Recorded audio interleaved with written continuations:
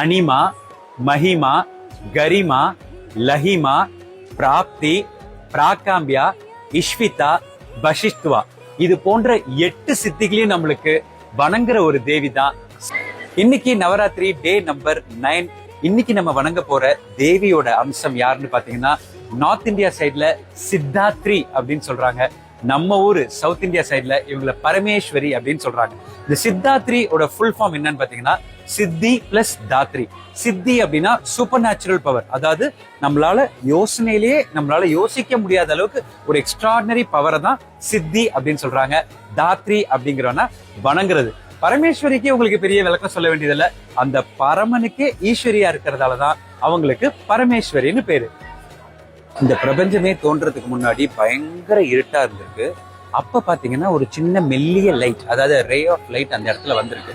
அப்ப அதுல அந்த ரே ஆஃப் லைட்ல இருந்து மகாசக்தி உருவாகி இந்த பிரபஞ்சத்தை படைக்கணும்னு அவங்க முடிவு பண்ணோடனே அவங்க படைச்சது 3 பேரை. அதுதான் சிவன், பிரம்மா மற்றும் விஷ்ணு. இவங்க 3 பேரும் மகாசக்தியை பார்த்து எங்களை எதுக்காக படைச்சிங்க, நாங்க என்ன பண்ணணும்னு கேட்கும் போது, நீங்க முதல்ல தவம் இருங்கப்பா, நீங்க எதுக்காக படைக்கப்பட்டீங்கிற காரணத்தை உங்களுக்கு நான் அப்புறமா சொல்றேன்ட்டாங்க. அவங்களும் பல ஆயிரக்கணக்கான வருஷம் அவங்க தவம் இருந்துகிட்டே இருக்காங்க. ஆனா எந்த பலனும் கிடைக்கல. அப்புறம் ஒரு நாள் திடீர்னு மகாசக்தி அவங்க முன்னாடி தோன்றி சிவனுக்கு பார்வதியும், விஷ்ணுவுக்கு மகாலட்சுமியும், பிரம்மனுக்கு சரஸ்வதியும் கொடுத்து, நீங்க என்னெல்லாம் இந்த உலகத்துல பண்ண போறீங்களோ அதோட பாதி சக்தி இவங்களுக்கும் உண்டு. அதாவது சிவன் அழிக்க போறாருன்னா அதுல பார்வதியோட பங்கும் இருக்கும், விஷ்ணு இந்த உலகத்தை காக்க போறாருன்னா அதுல லட்சுமியோட பங்கும் இருக்கும், பிரம்மன் படைக்க போறாருன்னா அதுல சரஸ்வதியோட பங்கும் இருக்குன்னு சொல்லி இந்த மும்மூர்த்தியை உருவாக்குனாங்க. இதுதான் சித்தாத்ரி தேவி இந்த பூமிக்கு உருவானதோட குட்டி ஸ்டோரி. சித்தாத்ரி மாதா, பரமேஸ்வரி மாதா, இவங்களை இன்னைக்கு வணங்குறதுக்கு நீங்க அணிய வேண்டிய கலர் என்னன்னு பாத்தீங்கன்னா, பிங்க் பேஸ்ல எனி கலர் போடலாம். ராகம் பாத்தீங்கன்னா வசந்தா.